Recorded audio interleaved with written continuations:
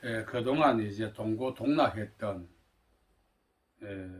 잎과 열매가 떨어져 나간 이후 마치 벌거벗은 듯 우두커니 있어서 이 냉기를 감수해야 하는 이 겨울나무를 보면서 저는 많은 것을 생각합니다. 나무는 지난 시즌에 자신의 상태와 무관하게 부지런히 뿌리 활동을 통해서 흡수한 자양 성분을 잎과 열매에 공급해 왔습니다. 그래서 잎과 열매가 성장하는데 일조한 거죠. 자, 그러나 어떻습니까? 겨울이 되면은 그렇게 애지중지하게 자신의 심혈을 기울여서 자양 성분을 공급했던 잎과 열매가 한마디 인사도 없이 떨어져 나가 버립니다. 그리고 나무는 홀로 남아서 서사한 냉기의 겨울 바람을 맞이해야 합니다. 그리고 감수합니다. 나무가 만일 잎과 열매가 떨어져 나갔으니 나도 이제 내 할 일 다 했다 하고 소멸 상태에 들어간다면 나무도 더 이상 존재할 수 없죠. 그러나 나무가 냉기의 겨울을 견뎌내는 것은 이듬해에 돋아날 잎과 열매를 위해서 견뎌내는 거죠. 왜 그렇습니까? 나무는 소멸할 때까지 뿌리 활동을 통해서 흡수한 자양 성분을 열매와 잎에 공급해야 될 사명이 있기 때문입니다. 이런 상황은 나무가 소멸될 시기까지 되풀이 되는 거죠. 어쩌면은 이 나무의 운명이 오늘날 리더의 운명이 아닐까 한번 생각해 보기도 합니다. 중요한 사실은 나무가 흡수한 자양 성분을 뿌리를 통해서 흡수한 자양 성분을 열매와 잎에 공급해 주었는데 그들이 떠나갔다 할지라도 겨울 바람을 맞고 견뎌내고 이듬해 다시 뿌리 활동을 해야 하는 것은 존재의 동력원이 되는 것입니다. 물론 뿌리 활동을 통해서 흡수한 그 자양 성분을 잎과 열매에 공급하는 것도 사명이지만 그것이 나무의 존재의 동력원이자 또한 나무가 생존할 수 있는 근간이 되는 것입니다. 중요한 사실은 이 나무가 뿌리 활동하는 토지입니다. 이 나무는 각종 나무는 여러 가지 토지를 기반으로 활착하고 뿌리 활동을 하죠. 이 프랑스라고 하는 와인 생산지에 가면은 세계적으로 유명한 와인을 생산하는 포도나무는 그 주로 주산지가 산지라고 합니다. 그리고 그 산지에는 흙이 별로 없는 암석이 많은 곳이라고 합니다. 그런 곳에 뿌리 내린 포도나무는 이 존재의 기간도 길지만 거기서 생산된 포도는 그 단맛이 말로 다 할 수 없다는 거죠. 그리고 거기서 생산한 와인은 세계적인 와인이 되는 것입니다. 만일 우리에게 박토와 같은 그런 환경에서 살라고 우리가 안배한다면 우리가 어떻게 하겠습니까? 우리 역시 뿌리 활동을 해야만 살아가는데 우리가 원하지 않는 우리가 기피하는 그런 환경에 우리를 둔다면 뿌리 활동 자체를 중단할 가능성이 많습니다.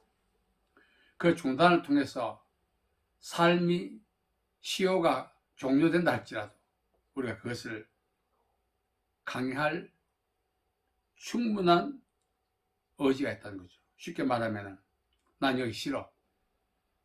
난 이런 환경이 싫어. 환경 때문에 삶의 동력원이 되는 뿌리 활동, 존재의 활동을 중단할 가능성이 우리에게 있다는 것입니다.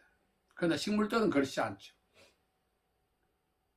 식물들은 어느 곳에 심겨졌든지 뿌리 활동을 하죠. 이것을 자생력이라고 하는 것입니다. 사람은 만물의 영장이라고 합니다. 자, 그러나 어떻습니까, 우리가? 사실 마무리 영장이라고 하지만 뿌리 활동하기를 좋아하지 않습니다. 먼저 녹답 같은 그런 장소에 뿌리 내리고 뿌리 활동을 원합니다. 암석만 있는, 아무리 뿌리 활동을 해도 물 한 방울 흡수할 수 없는 그런 장소에 우리가 안배받는다면 뿌리 활동을 할 수 있겠습니까? 오늘 많은 분들이 내 인생 여기까지다 하고 자살이라고 하는 극단적 방법으로 삶을 마감한 배후에는 더 이상 뿌리 활동을 할 수 없는 그런 극한 상황임을 스스로 인지했기 때문에 그렇습니다. 중요한 사실은 환경이 아닙니다. 자생력을 상실했기 때문에 그렇습니다. 사람이 살아가는 데서 우리 맹모 삼천에 보면은 환경도 중요하다는 사실을 알 수가 있어요. 그러나 환경보다 더 중요한 것은 자생력이죠. 말씀드린 것처럼 프랑스의 최고의 순도 높은 와인이 최악의 환경에서 뿌리 활동을 한 포도나무에서 생산한 포도 열매로 만든다는 사실입니다. 그리고 세계적인 명품 악기들 있지 않습니까? 그것은 깃발나무라고 하는 그 나무의 재료로 만든다는 것입니다. 이 깃발나무는 식물의 성장을 거부하는 그 고산지대, 마치 말라 삐뚤어진 듯 강풍에 의해서 한쪽 방향으로만 성장하기 때문에 깃발처럼 보입니다. 죽은 듯 보입니다. 그런데 식물학자들은 그런 상태에서도 1년에 많게는 10mm, 적게는 2mm 정도 성장한다는 것입니다. 눈에 보이지 않죠? 그 2mm, 10mm가 성장이 눈에 보이겠습니까? 그러나 그 성장의 배후에 있는 자생력이 성장하게 만드는 거죠. 만일 그 자생력을 발휘하지 못했다면 그 고산지대에서 냉기에 의해서 얼어 죽는 거죠. 눈보라 태풍을 견디면서도 성장을 거듭하는 그 배후에는 자생력이 있다는 것입니다. 우리 인생을 우리가 돌아보면은 저마다 우리가 고비가 있지 않았겠어요? 오늘까지 오게 된 것은 그 고비를 넘어온 견딘 결과의 산물이죠. 그 배후에 한 단어로 우리가 표현한다면 자생력이죠. 만일 우리가 자생력을 발휘하지 않았다면 오늘 우리는 없는 거죠. 되돌아보면은 정말 그만 살고 싶은, 우리 역시 내 인생 여기까지다 극단적 방법을 선택할 수밖에 없는 그런 상황들이 있었을 것입니다. 그런 가운데도 오늘 우리가 건재하게 된 것은 알게 모르게 우리가 소위 젖먹던 힘을 다 발휘해서 자생력을 발휘했기 때문에 가능했던 것입니다. 만일 자생력을 발휘하지 않았다면 오늘의 저와 여러분은 없는 거죠. 자, 신앙생활 역시 마찬가지입니다. 신앙생활은 평탄한 신앙생활은 없습니다. 세상 자체가 신앙을 용인하지 않는 곳입니다. 이러한 곳에서 신앙생활하는 것 자체가 바로 자생력을 발휘하지 않으면 안 된다는 사실을 우리에게 말해주고 있습니다. 히브리서 11장 38절 말씀을 보면은 세상이 감당하지 못했다. 우리 믿음의 선조들은 이 세상이라고 하는 그 강력한 심리, 개인과 신앙 공동체를 엄습했지만 그들이 그러한 것들을 견디고 이길 수 있었던 것은 영적 자생력을 발휘했기 때문에 가능한 것입니다. 식물은 식물대로, 우리는 우리대로, 모든 피조물들은 생존을 보장받기 위해서는 자생력을 발휘해야 되는 것입니다. 만일 그러하지 않는다면 자생력을 멈추는 그 순간이 시효 기간의 소멸이죠. 더 이상 미래도 없고 더 이상 기대할 만한 좋은 시절도 오지 않는 것입니다. 우리는 자생력을 발휘할 때에 미래가 있고 자생력을 발휘할 때 운명이 변하는 복을 받게 되는 것입니다. 방금 말씀드린 것처럼 고산지대에 있는 깃발나무 1년에 2mm 자란다 그랬어요. 식물학자들이. 야, 우리 생각에 그것도 자라나? 그럴지 모르겠지만 그 2mm의 자람이 없다면 그 자생력을 발휘한 결과가 그 정도밖에 안 된다 할지라도 그 2mm 성장이 없다면 그 자체가 죽는 거죠. 우리가 살다 보면 자생력을 발휘하면 물가에 심은 나무처럼 때로는 대나무처럼 쭉쭉 자랄 때도 있지만 젖먹던 힘을 다 발휘해서 자생력을 발휘해도 고작 1년에 2mm 정도 자라는 고산지대 나무 같은 그러한 성장 아닌 성장을 우리가 경험해야 할 때도 있는 것입니다. 특히 신앙생활은 더합니다. 신앙생활은 자연 발생적으로 자라지 않습니다. 베드로 사도는 우리에게 우리 주 예수 그리스도를 아는 지식에서 자라가라 했어요. 영적 성장이 있어야 돼. 내 신앙이 진짜냐 가짜냐 이것은 성장을 통해서 입증해야 합니다. 말씀드린 것처럼 영적 성장은 자연 발생적으로 이루어지지 않고 자생력을 발휘해야 합니다.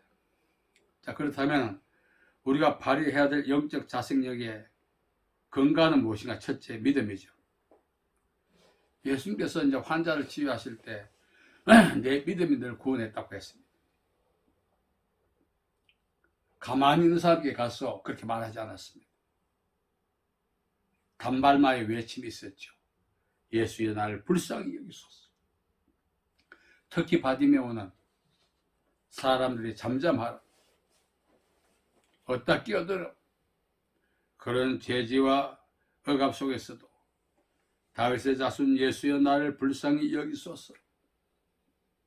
이 외침이 영적 자생력인 것입니다. 그 결과 예수께서 가시던 길을 멈추시고 그 바디메오를 불러서 내 소원이 무엇이냐 물으셨죠. 주여 보기를 원하나이다. 예수님께서는 바디메오에게 말씀해 주었습니다. 내 믿음대로 될지어다.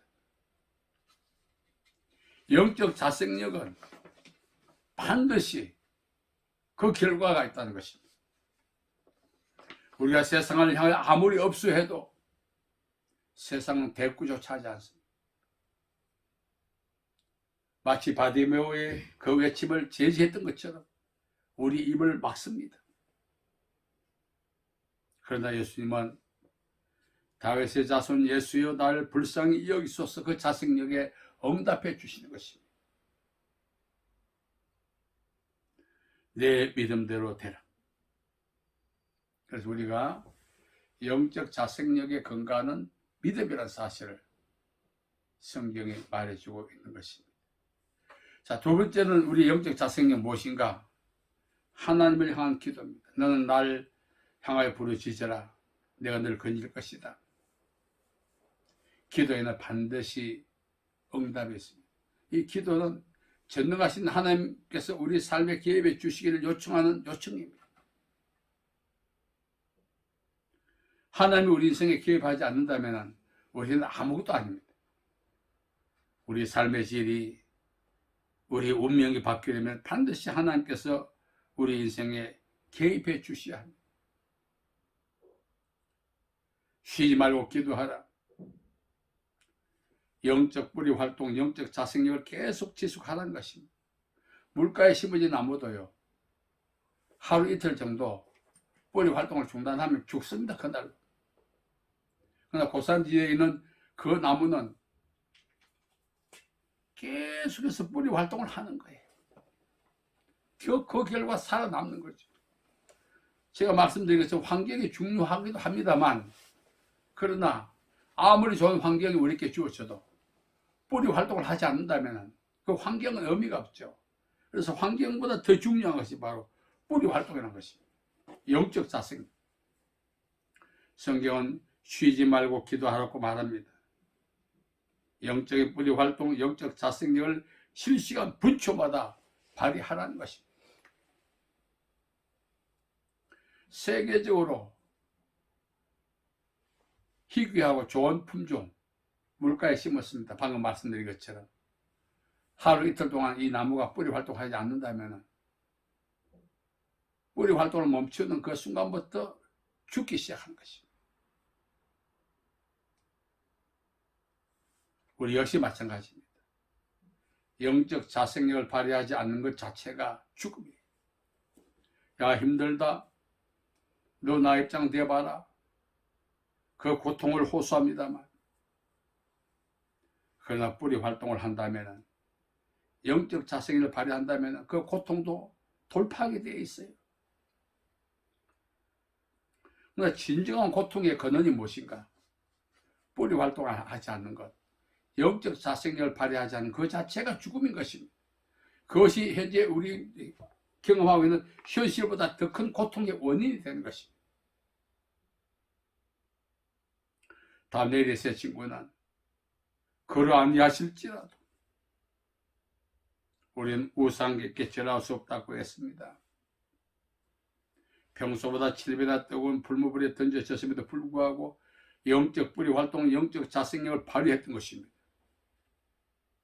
그 결과 그들이 풀무에서 나왔을 때 이 옷에는 화기, 불에 탄 냄새조차 없었어요.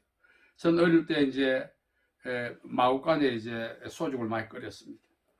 그럼 그 온기가 마구간도 보호하고 소죽도 끓이고 따뜻했어요.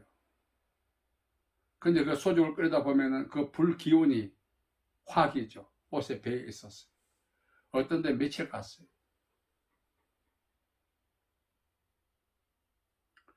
다니엘의 세 친구들은 평소보다 7배나 뜨거운 그 풀무 속에서 나왔어도 불탄 냄새가 없었더라. 하나님을 향한 그 기도는, 하나님을 의뢰하는 그 믿음은, 영적 자생력은 세상을 이기는 동력원이 되는 것입니다. 세상에 아무리 불모 같은 환경에 둘러싸여 있다 할지라도 영적 뿌리 활동, 영적 자생력을 발휘한 자는 반드시 그러한 상황을 극복하고 승리할 수가 있다는 사실. 세 번째는 말씀의 실천이죠. 오늘 말씀해 본 바울이 결박과 환란이 기다리라고 하지만 주 예수께 받은 사명, 하나님의 은혜의 말씀을 전가하는 일을 마치려 하면 나의 생명을 조금 더 귀한 것을 여기지 않는다. 소명과 사명에 충실한 삶, 이것이 뿌리 활동입니다. 오늘 좀 피곤해서 교회 안 나간다. 오늘 좀 요즘 여러 가지 힘들었어. 우리가 신앙생활과 사역을 변명 아닌 변명으로 우리가 시들해질 때가 얼마나 많습니까? 말씀드린 것처럼 뿌리 활동은 지속되어야 합니다. 좋은 환경이든 그렇지 않다. 그런데 환경에 따라서 영적 자생력 발휘하는 것이 시들해진다면 그 자체가 바로 죽음이요 추락의 시작인 것입니다. 바울은 성령의 증거가 있었습니다. 그럼에도 불구하고 이건 고집이 아닙니다. 바울은 어떤 상황에 자기 목전에 연출된다 할지라도 영적 자생력을 발휘하겠다고 고백하고 있는 것입니다. 저도 인생을 돌아보니 60평생 변명하고 살았습니다. 한 번도 제대로 된 자생력을 발휘하지 못했습니다. 이제는 남은 인생을 정말 자생력을 발휘하며 살아야겠다. 어떤 상황이 온다 할지라도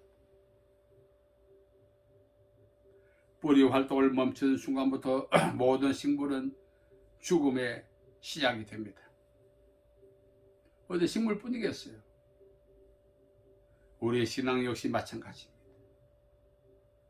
열심히 식었다 말할 때 있지 않습니까? 신앙의 열정이 식은 것을 열심히 식었다 하는데 그 식은 원인을 우리가 추적해 보면 원인이 있어요. 그 원인이 무엇일까요? 영적 자생력을 발휘하지 않는 어떤 원인과 연관성이 있어요. 오늘 우리는 영적 자생력을 발휘해야 됩니다. 환경이 그렇게 중요하지 않습니다. 바울은 어떤 환경이 내 목전에 연출된다 할지라도 소명에 충실하겠다. 이것이 바로 영적 자생력이죠. 그래서 바울은 이 영적 자생력을 통해서 목전에 연출된 그 모든 환경들을 극복하고 그는 복음을 전했던 것입니다. 그리고 후에 이렇게 고백하죠. 네가 선한 싸움을 다 싸고 달려갈 걸 마치고 믿음을 지켰다. 이후로 나를 위하여 의의 멸관이 예비되었다. 참 감히 우리도 이런 고백을 할 수 있는 노년이 되어야 하지 않겠습니까? 우리 모두 돌아보면 후에 막심하지 않습니까? 내가 왜 그때 좀 더 열심을 낼걸? 흑서터브라고 하는 목사님이 그냥 설교하면서 이렇게 말했어요. 지옥의 공용어는 우리 버전으로 해석하면 끌거리다. 뭐냐? 열심히 할 걸. 기도할 걸. 우리가 인생을 돌아보면 오늘 내가 왜 이렇게 됐을까? 원인은 하나입니다. 영적 자생력을 멈춘 그때부터 오늘 일이 된 겁니다. 시편 92편 말씀은 늙어도 결실한다 그랬어요. 영적 자생력을 멈추지 않는 사람은 죽을 때까지 하나님의 일을 왕성하게 하는데 요즘 사오정이라고 40대 50대 은퇴한 사람 얼마나 많습니까? 세상에. 하나님이라는 사역자도 사오정이 많습니다. 그것은 일거리가 없고 자기를 써주지 않아서 그런 것이 아니라 영적 자생력이 멈췄기 때문에 저 역시 다를 바 없어요. 오늘 우리는 정말 중요한 것은 하나님 앞에 죽도록 충성하라 했는데 이 죽도록 충성하려면 기회가 있어야 되고 환경도 있어야 되고 하지만 그 둘째 문제 영적 자생력이 멈추어진 그때를 돌아가서 다시 한 번 더 영적 자생력을 가동시켜 충만케 해야 기회도 오고 쓰임도 받는다는 사실이죠. 뭐 언젠가 그런 날이 오겠지. 동력을 잃어버렸는데 어떻게 쓰겠어요? 오늘 이제 우리는 이 바울의 고백을 잘 기억하면서